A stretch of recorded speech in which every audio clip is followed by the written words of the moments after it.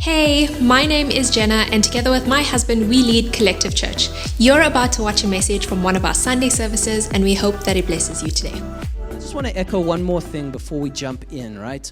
That we came out of a year of greater grace. And as we said last week, and we'll continue to say, just because there is a year of purpose this year, right, does not mean greater grace falls away, right? That word continues through. And I want to remind you that there is a purpose in God's leading. Every word of the year over the years is leading us somewhere. It's not by accident, it's on purpose. And so we needed to know greater grace first before God could call us into our purpose. Because we don't achieve our purpose through our performance. We achieve our God-given purpose through grace, through His unmerited favor, through His abundant love for us. It's His design, not ours. And it's exactly opposite to the world, because the world is full of hustle culture. It's full of get things done. The more productive you are, the better in life you're going to be.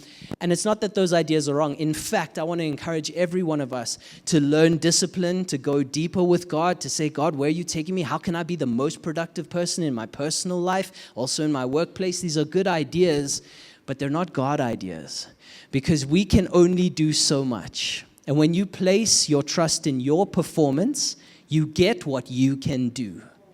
But when you place your trust in God's grace, you get what He can do, right? And I want what Jesus can do in my life. And so I want to remind you that purpose is built on greater grace. They don't work outside of each other, they work together. And so continue to receive God's greater and greater and greater grace in your life. It's His love for us. And so as we begin to explore, we're going to take a few weeks and we're going to explore the greater story, as we've said, collective call, personal purpose. We are going to explore the nation of Israel and their big journey from Egypt all the way to the Promised Land. And then for a few weeks, we're going to zoom in on Moses. And we're going to explore his personal purpose. Moses is one of my favorite characters in the Bible, mostly because he was oftentimes a great leader and oftentimes pretty useless as a leader, right? And that's what I love about the Bible. It's not that we don't revere it. It's that it's real human beings. It's real life.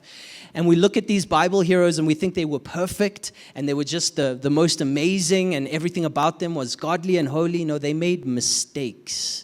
Especially Moses, he made a lot of mistakes. And so I'm excited to get there. But we're going to start by looking at the collective call. And so we're going to jump into the book of Exodus. I would love for you, as we're going through the next few weeks, in fact, the next few weeks we're going to be exploring items from the entire Torah. So the Torah is the first 5 books of the Bible. And just for our biblical literacy, it's something that we value here at this church. When I say the Torah, when you read things like in Psalm chapter 1, where David says, those who meditate on your law will be blessed. He's talking about the Torah. It's the first 5 books of the Bible. It's called the books of the law, or the Mosaic law.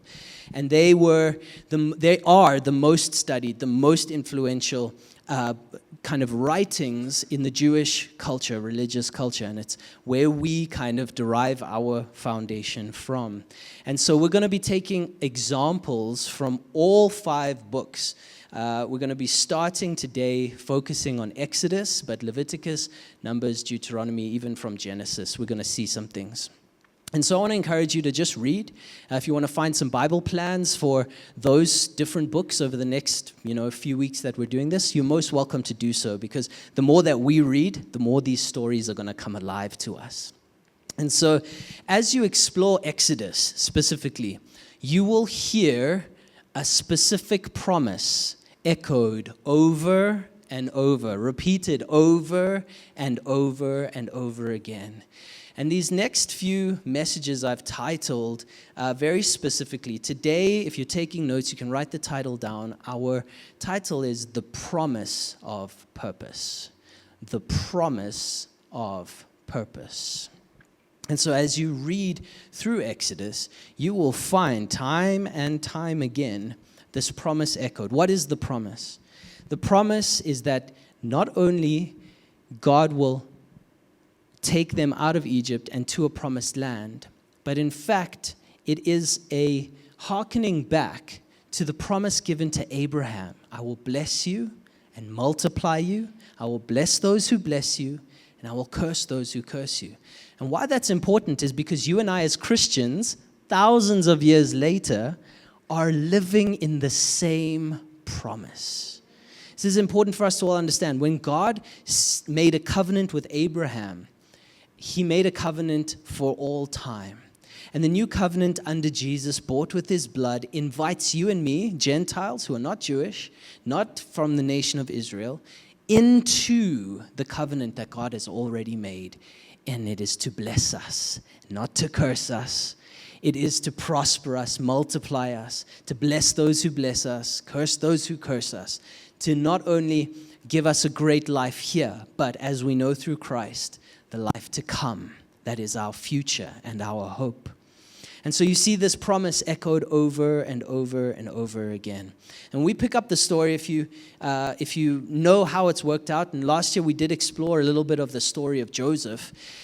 Genesis ends at the end of the story of Joseph, the one who was sold into slavery, and he ends up in Egypt. And the long story short is God uses him to provide for his family who's in Canaan, and they are in massive famine.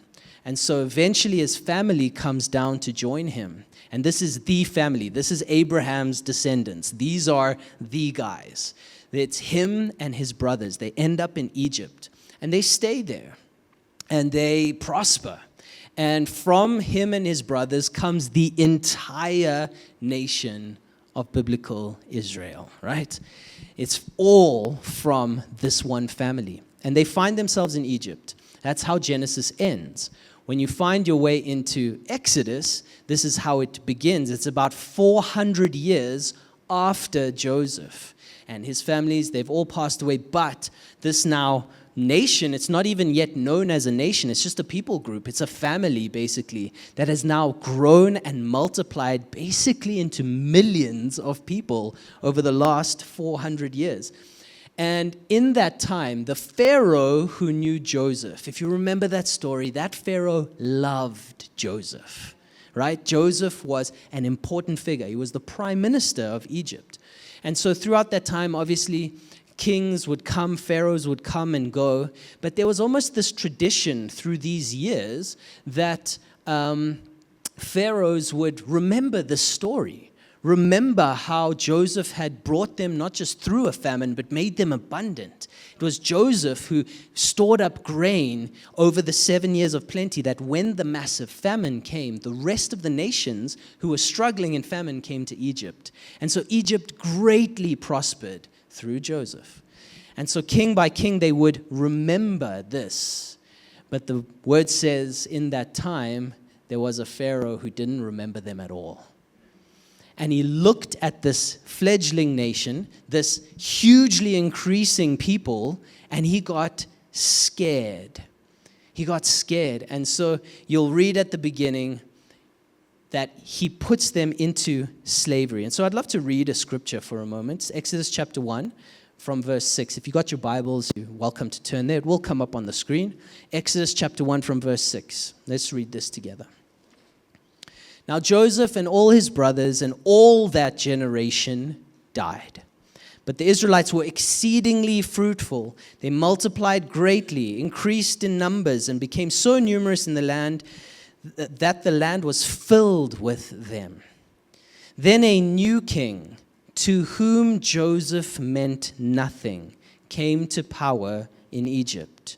Look, he said to his people, the Israelites have become far too numerous for us. And I want you to focus on these words. Come, we must deal shrewdly with them, or they will become even more numerous. And if war breaks out, they will join our enemies, fight against us, and leave the country.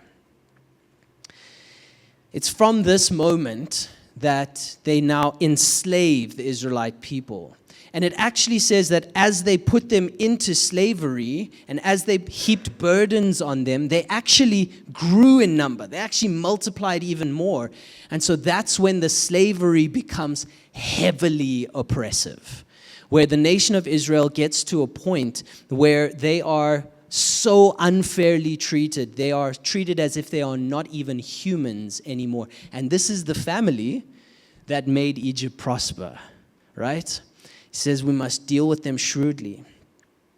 And so as we open up the book of Exodus, you'll also see that just before this, before we understand how exceedingly the Israelites multiplied, we see an echo of the promise given to Abraham, right? It says here, verse 7, but the Israelites were exceedingly fruitful. They multiplied greatly, increased in numbers, and became so numerous the land was filled with them. This is an echo back to the promise given to Abraham. I will make you the father of many nations. I will bless you and multiply you. It's even a connection, and I want you to take note of these things. This is a promise made to Abraham by God. But in fact, even that promise has an earlier promise in the Garden of Eden, where God speaks to Adam and Eve and says, I will multiply you. I will. This is a promise throughout the Word. And we're watching out now for purpose. We're watching out now for calling, right? And I want to say to you today, there's a promise that's been made to you by God. We are not only invited into this promise, and we'll see it echoed time and time again to remind us what is the promise, but you personally, there is a collective call and a personal purpose. And when God makes a promise to us as a church, He makes a promise to you as an individual. And so this promise keeps being echoed. And I picked up something that I want all of us to realize. You see, I want to help us practically understand as best as possible how to step into calling, how to step into God kind of calling.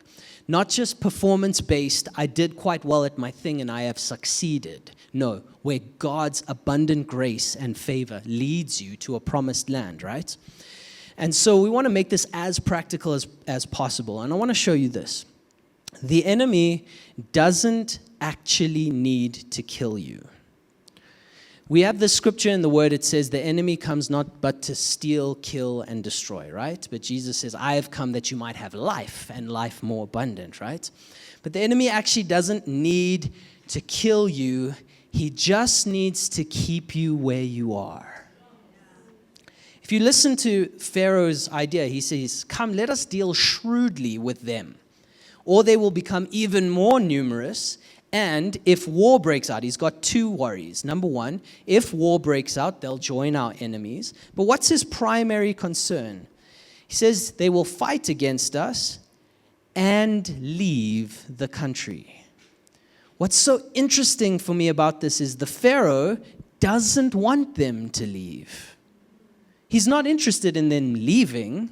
He's just interested in oppressing them. And in our lives, the Father, our God, He will give you a promise, a promised land, a purpose in your life.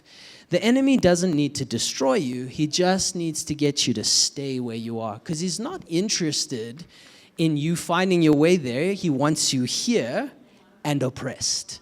That's what he's trying to do. And so I don't know how you have felt over the years. Some of us in this room watching online, you're young, maybe you're still in school, or maybe you're in your teenage years, just stepping out into life. Maybe you're a university student, and you've got your whole life ahead of you, and you're saying, God, I don't know what my purpose is, but I'm excited to find it. Maybe you are in kind of the middle parts of your life, and you've found your way to some success, but you're still figuring it out, right? And you remember promises that were made 5, 10, 20 years ago, right? And they haven't yet come to pass. Perhaps you are in your elder years, in your 50s, 60s, 70s, and above, and perhaps there are still promises God has made you that have not yet come to pass. I'm here to tell you that the enemy is not trying to destroy you, he's just trying to keep you where you are. Because when you don't move, when you can't get from Egypt to the promised land, you never step into purpose. And so it's not that God's promise has not come to pass. His promise still applies. Come on. His promise never fails. His promise never fades. We're talking hundreds and hundreds of years. He's still saying the same promise to them that he said to Abraham. And he's still saying it to you and me today. I will bless you. I will multiply you. I will prosper you. That is God's promise. And so sometimes we find ourselves stuck. But it's time to follow God's voice. The Israelites had to do the exact same thing. And so this is how the book starts. It starts with the oppression of the Israelites for the purpose of keeping them where they are. Some of us are facing that kind of oppression, whether it's in our workplace or wherever we find ourselves. It's not designed to kill you. You got to hear the words. It's designed to stagnate you. That's where we trust God for some kind of breakthrough, right? Because some of us are looking for the success, but we actually just need to take a step in the right direction. Because when we take that step, the stagnation breaks and something new can come. Excuse me. And so this is where we get to our hero of the story, Moses. Moses is born. And if you know the story, which many of us do, even if you haven't grown up a Christian, maybe it's your first time in church, you'll have heard tales of that guy that split the sea, and you've heard these types of things, right? This is the guy. His name is Moses. And he has this miraculous story, this birth story, because as the Pharaoh was oppressing the Israelites, they were still growing in number. Fancy that. When you're blessed of God, even when the enemy oppresses you, you still succeed. Come on, because that's God's plan. But Pharaoh looks at this and he says, no way, I can't do this. I can't have this multiplication. And so he makes one of the craziest things. It also shows you how evil this kingdom was. He says, no, I want all the midwives, the Egyptian midwives, to go to the Israelites. And when they give birth, if it's a boy, kill the boy. Oh my goodness. Can you imagine being that midwife and getting that order from Pharaoh? You don't have a choice. You have to do what you're told. But they had favor. It's God's thwarting all the time, right? Pharaoh's got plans. God's like, I'm not interested in your plans. And so the midwives, they have favor with the Israelite women. And Israelite women have favor with them. They don't want to do it. So they actually disobey Pharaoh. And they say to Pharaoh, no, these Israelite women they're strong. They're very strong. And they give birth before we can get to them. Lies. But we're grateful for those lies. But this doesn't deter Pharaoh. And he decides now he's going to send in the army, which he does. And there is great weeping in the nation because all the boys, all the young men are being killed. And so Moses is born, and his life is immediately in danger. And so his mother takes him and places him in a reed basket and puts him in the Nile River and lets him go. Prays a prayer, God, it's in your hands. And if you know the story, it's an incredibly miraculous story as he, number one, survives going down the Nile, but number two, he is found in the reeds by one of Pharaoh's daughters. And he's actually brought into Pharaoh's household to be raised. And Miriam, who is his sister, is watching from the reeds. And she sees that whoever's picked him up is not a mom and can't take care of her, can't breastfeed, can't take care of a baby. So she says to him, maybe I can get one of the Israelite women to come in and raise this Hebrew boy. Gets his mom. Guys, how's the story, right? I'm just sitting there like, God, you know what you're doing, eh? Like, sometimes I don't get it. But watch what had to happen. She had to release him into the river in order to raise him. And so if point number one is that the enemy is not trying to kill you, he's just trying to stop you. Point number two is this. You got to place the promise in God's hands. Her putting Moses in that Nile River was her saying, God, this is not my plan, because my plan is not going to work. And she had no idea. They couldn't have planned it. They couldn't have made it this way. I think she was just hoping he would get to another village downriver somewhere where maybe they'll take care of him. Maybe he'll be safe. Where he is now, he's not safe. And so instead of trying to make a plan herself, she places the promise in God's hands. And that's when things start to work out. I'm saying to you and I today, as we begin this journey of discovering purpose in our lives, of stepping into purpose, number one, when you face oppression, don't woe is me. Realize what it's for. It's there to slow you down. It's there to stop you, but the promise never stopped. The promise never went away, no matter what oppression you face, no matter what challenge you face. Keep moving. But number two, on your way to purpose, especially when the challenges arise, you got to place it in God's hands. That's an intentional moment. That's an intentional thing. You can't control your purpose and destiny. You can't do it. You got to place the promise in God's hands. And so just for a moment, I want it to be real. What has God promised you? Maybe you're single and you're still waiting for marriage. Maybe you're married and you're still waiting for kids. Maybe there's purpose in your business life, or maybe even it's ministry. What has God placed? What does He keep speaking to you about? What is He promising you? These are the things that now we got to release back into His hands and let Him have His way. The story goes quite quickly through Moses' childhood. It doesn't say too much. He grew up pretty strong, but he grew up in a way that we'll explore in a couple of weeks. But he grew up in a way where he was both Hebrew and Egyptian. This is a very interesting part of Moses' story, that he was raised as an Egyptian and he looked like an Egyptian, but he was a Hebrew, and he was well aware of his identity. And so we're going to explore how he takes things into his own hands in a couple of weeks, but he feels a deep call. So remember, there is a collective call over Israel. I will bless you, I will prosper you, I'll multiply you. But there is a personal call on Moses that he feels before he's got words for it, right? We'll explore this, but later on, he will encounter the burning bush. We spoke about this last week. The burning bush was God's manifest presence, and it spoke to him, and it gave him promises there. We're going to explore it in a moment. This is way before then. Moses already feels the call. I don't know how many of us have felt this way before. I know where I'm going. I haven't been given the promise yet. It hasn't been spoken yet. The time is not yet, but I know where I'm going. It's almost like there is a knowing inside of you. There is something, there's a discernment inside of every one of us that knows who God has made us to be. And other people's voices and our own insecurities and circumstances have squashed that or changed it, or people have tried to mold you to where they think you should go. But inside of all of us is this deep call that knows who we were made to be.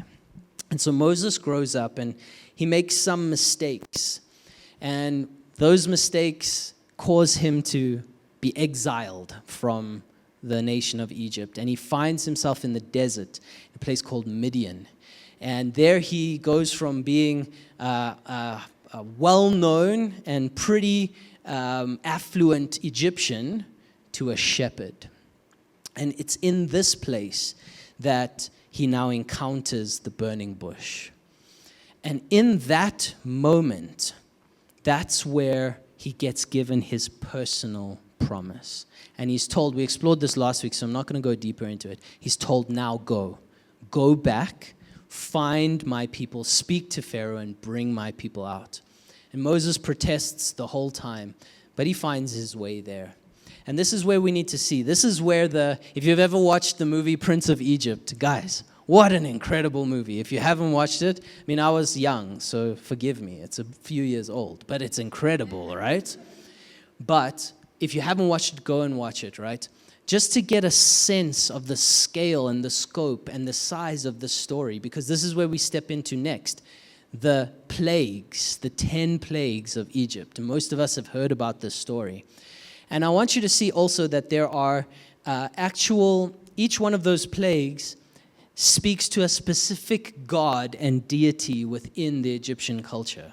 And we're not going to go deeper into that. You're welcome to go and check that out. It's incredible to see how God, one by one, knocks out the things of this world to make room for his plan and his purpose. It's the best I can say. You have an individual call. God is going to, one by one, knock out every barrier between you and that. And we don't always get to dictate the timing of that, but we do get to trust God that his purpose is coming to pass. And the long story culminates in this moment that actually echoes back to what Pharaoh did. He said that when they are born boys, you will kill them. The last plague, Pharaoh then says, because all the way along, the first 5 moments, the first 5 plagues, it says, Moses goes to him and says, let my people go. Pharaoh, it says, he hardens his heart. He hardened his heart. No, I'm more stubborn. I'm stubborn. I'm not going to let your people go. 5 plagues go down. After those 5 plagues, it gets really intense because then it says God hardened Pharaoh's heart. Now, we're not going to explore that. That's quite a deep concept. But the idea is not that God took over Pharaoh's will. This was Pharaoh's will from the beginning. But this moment here, Pharaoh had to get where he was ultimately going, which was this moment where he proclaims all the firstborn of the Israelites will die.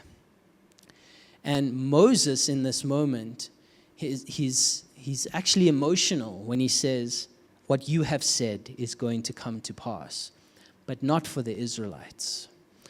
And so the story goes like this.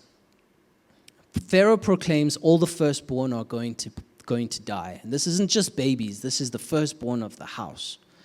And so God sends, it's the final plague or the final sign and wonder. He sends an angel of death, the angel of death.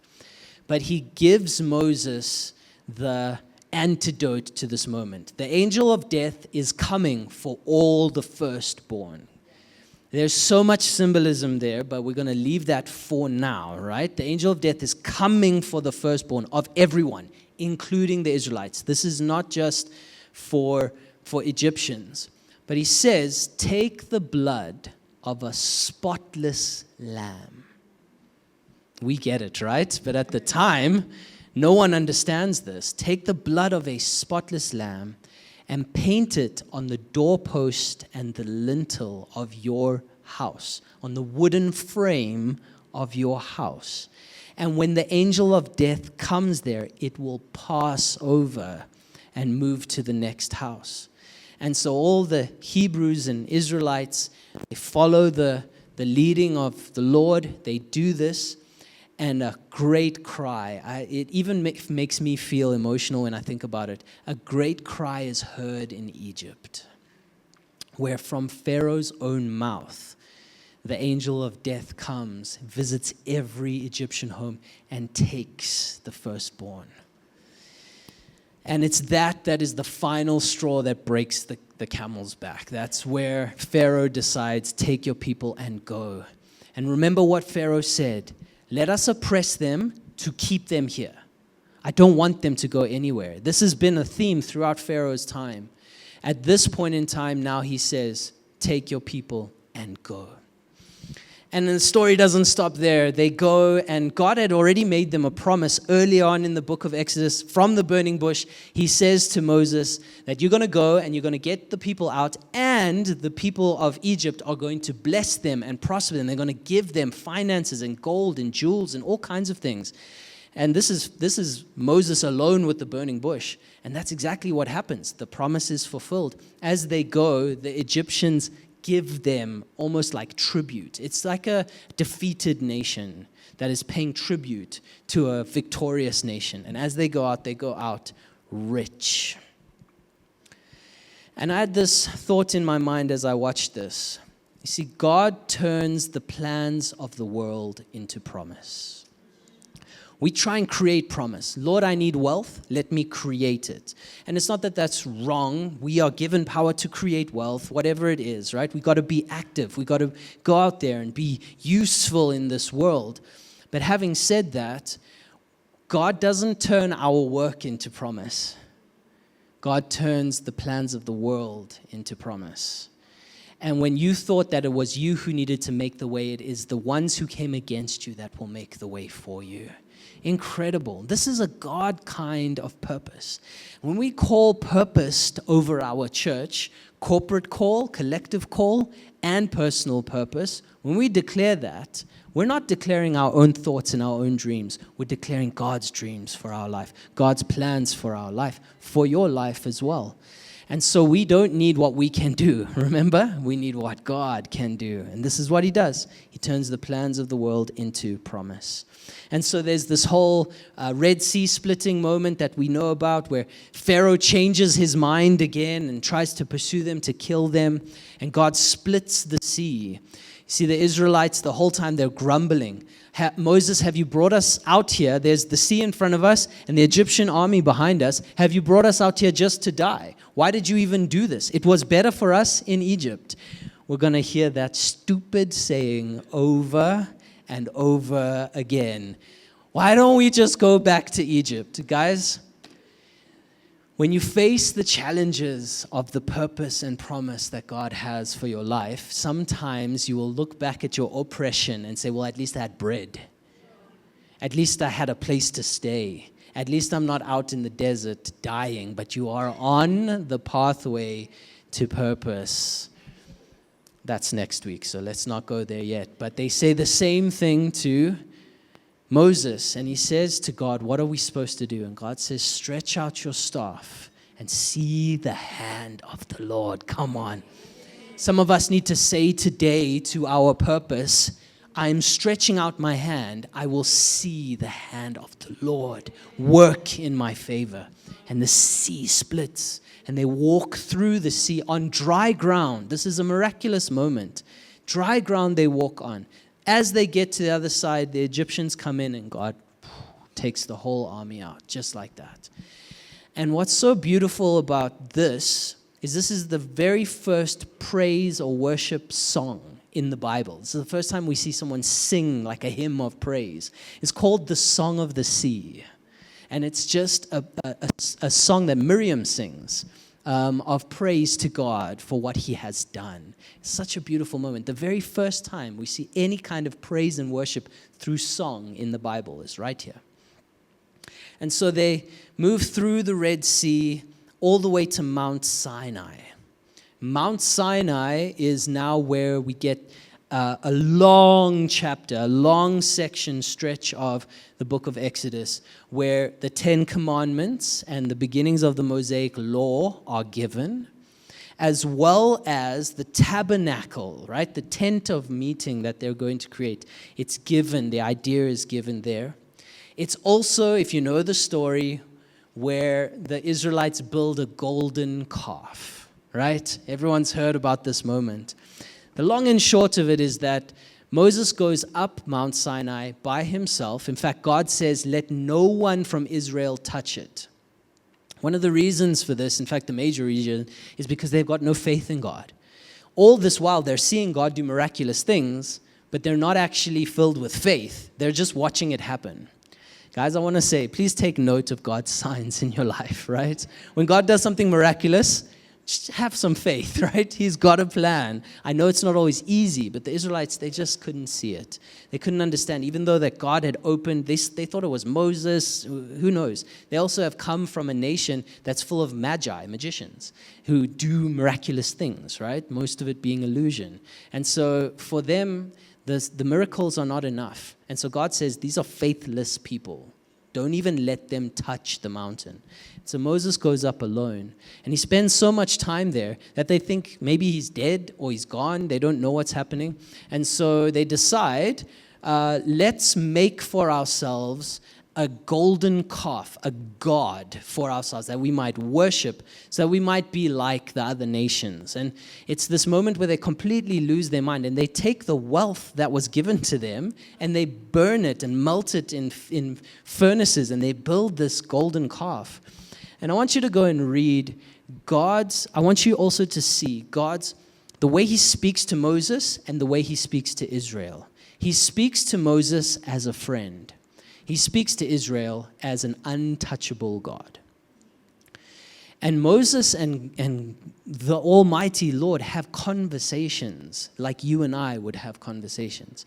And they're talking about all these things. God's giving the law, not just the 10 Commandments, but the law, the tabernacle. He's showing Moses, he's giving him more promises. This is where you will go. This is what you will do. When you're there, you will build this. This is how you will build it. And it's all detailed in the book of Exodus.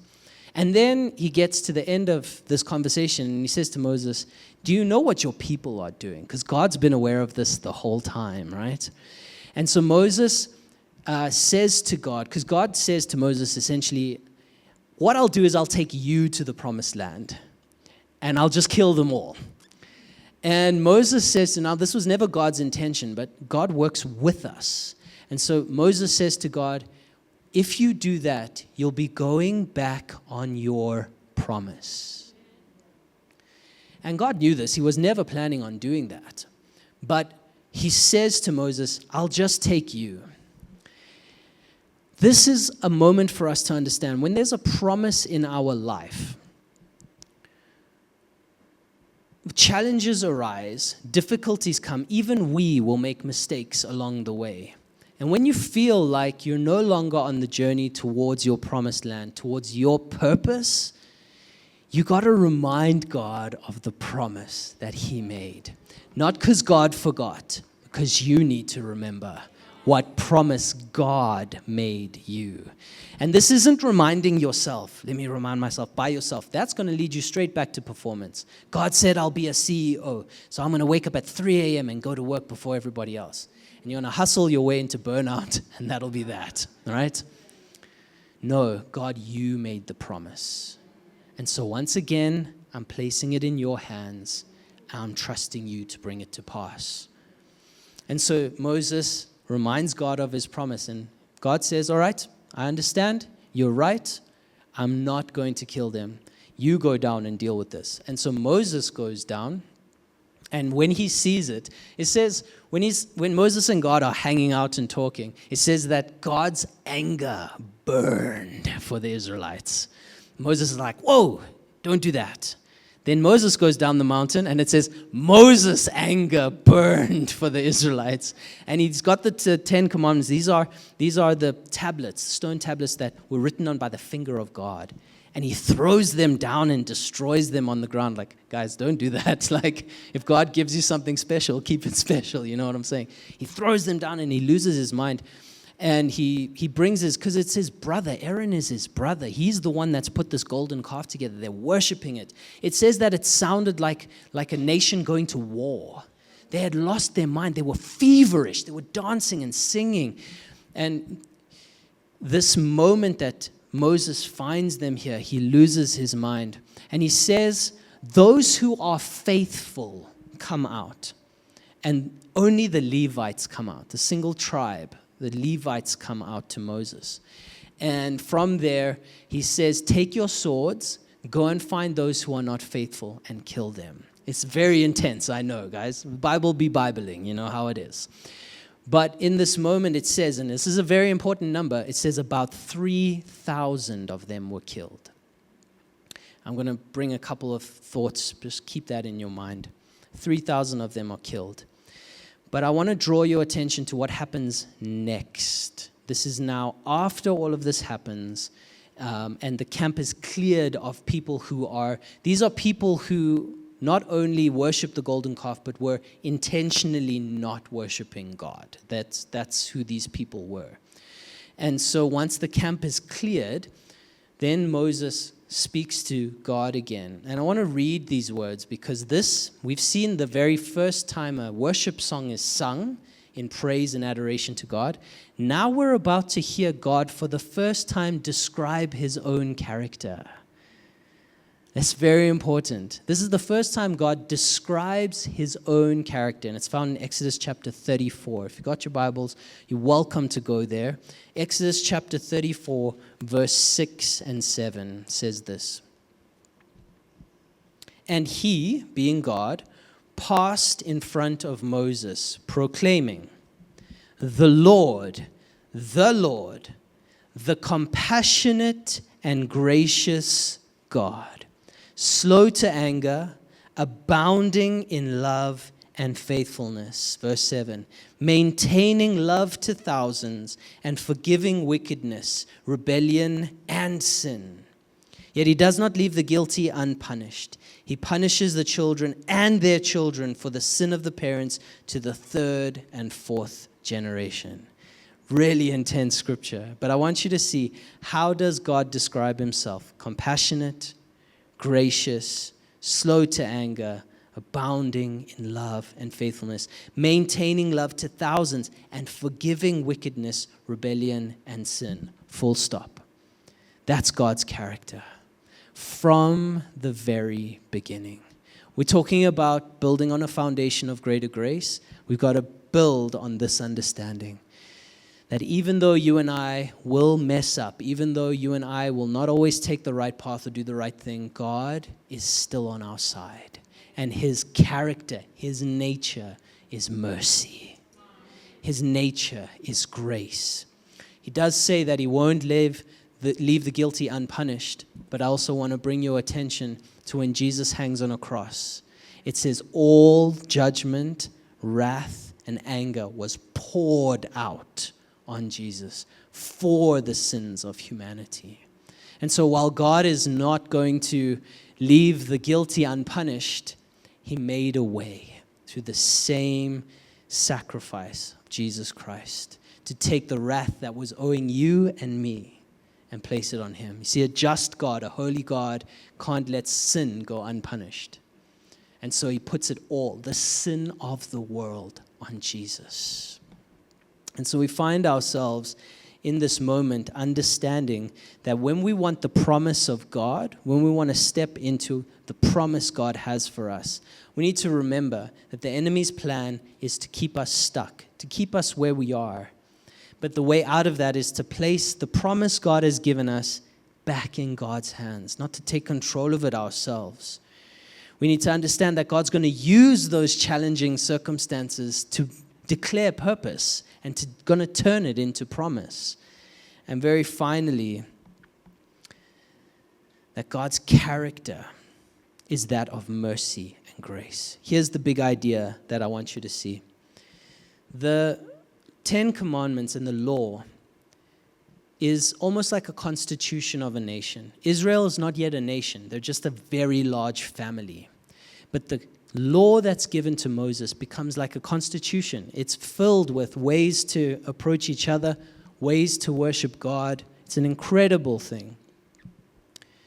But the giving of the law is this idea of God forming a nation and teaching us how to live. But in this moment, the tabernacle that's given is all about relationship. So in the book of Exodus, the law is given and the tabernacle is given. The tabernacle represents relationship with God, the place where we encounter God, the place where we come together, the place where heaven meets earth, right? That's the tabernacle. That will one day become the temple. And we then become the temple of the Holy Spirit. There is this thread that starts at the beginning of the story and runs all the way through.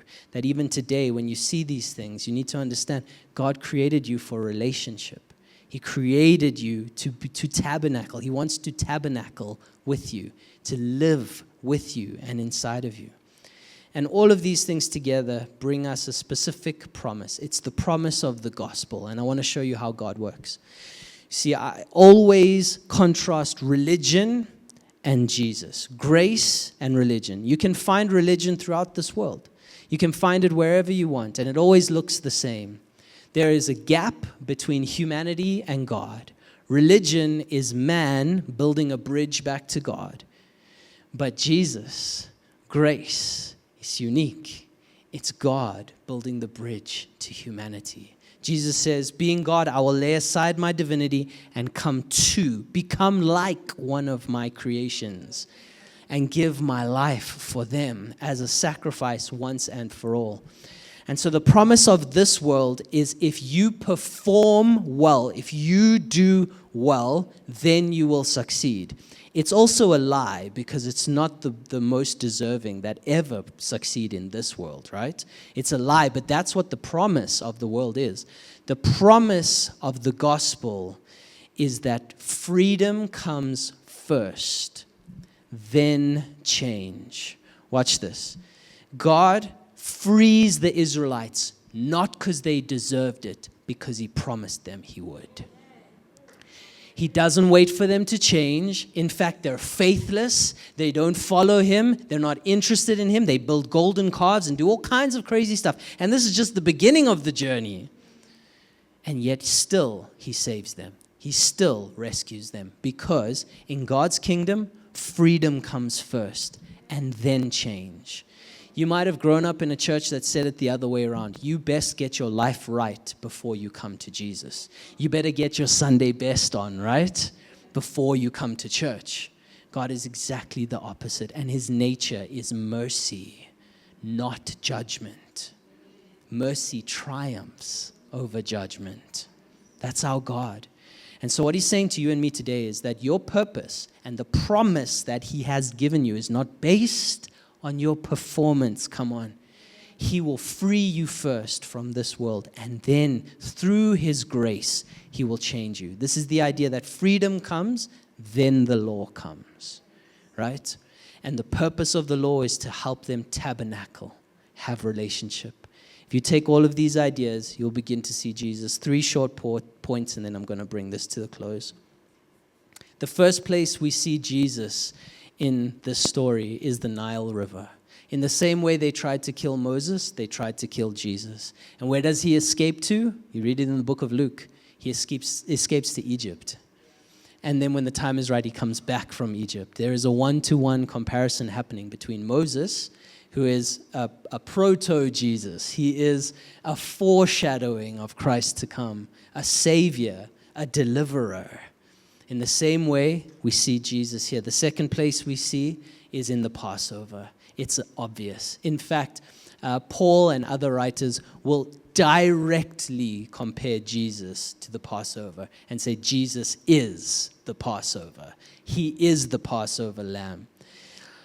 The third way that we see this, we see Jesus in this moment, is that by grace, the promise comes. We see Jesus in this idea that he frees us, he teaches us how to live, and he does it all for a relationship. See, the law couldn't get us there, but grace gets us fully into the presence of Jesus, into the presence of our Almighty Father, and it's in that place change can come. When I'm laboring this point because many of us feel that our purpose is not coming to pass because we're not ready for it, because we're not good enough for it, because we haven't unlocked what we need to do. I'm not disciplined enough. I'm not wealthy enough. I'm not whatever. Insert whatever you want to there. Most of us are holding ourselves back because we feel like I'll never do it. But when the purpose is bigger than you could ever achieve, that sounds a little bit like God to me, right? Because we need what God can do. And so God sets you free, then he changes you. He steps you in without you being perfect. Moses was not perfect, and you and I are not perfect. But we are still promised a purpose. And so here's the takeaway today. You are purposed. No one, not even yourself, can stop it. Even the Israelites who decided to do all kinds of crazy stuff, the Israelite nation still ends up in the promised land. Spoiler alert. It still comes to pass. Why? Because God promised them. And when God gives you a promise, not even you can stop it. And today, here's your takeaway. Will you be bold enough to take another step? The enemy has got you stuck where you are, stuck in that job, stuck in that place. He's got you stuck in that mindset or that belief about yourself, and you're not taking this step. Will you be bold today to take a step into purpose?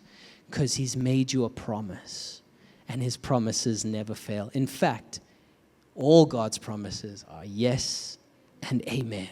Yes, and it is done. And so today, I don't know where you find yourself, We're right here at the beginning of a journey. We're exploring these things to find out how we ourselves can step into greater purpose in our lives. We have now reached the end of this message, and we hope that it blessed you and you were able to take something from it and apply it to your life this week. For more information, visit our website collective.org.za, and we upload these messages once a week, so we'll see you again next week.